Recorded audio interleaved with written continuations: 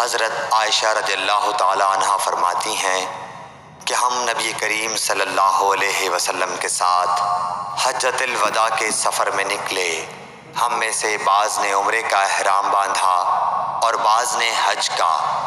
پھر ہم مکہ آئے اور حضرت صلی اللہ علیہ وسلم نے فرمایا کہ جس نے عمرے کا احرام باندھا ہو اور ہدی ساتھ نہ لایا ہو تو وہ حلال ہو جائے، اور جس نے عمرے کا احرام باندھا ہو اور وہ ہدی بھی ساتھ لایا ہو تو وہ ہدی کی قربانی سے پہلے حلال نہ ہوگا، اور جس نے حج کا احرام باندھا ہو تو اسے حج پورا کرنا چاہیے۔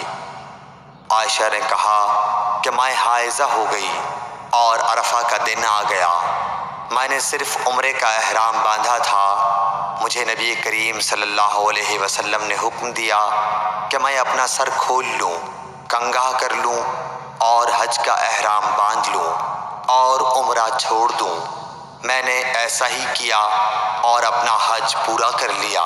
پھر میرے ساتھ حضرت صلی اللہ علیہ وسلم نے عبد الرحمن بن ابی بکر کو بھیجا اور مجھ سے فرمایا کہ میں اپنے چھوٹے ہوئے عمرے کے عوض تنعیم سے دوسرا عمرہ کر لوں۔ صحیح بخاری حدیث نمبر 319۔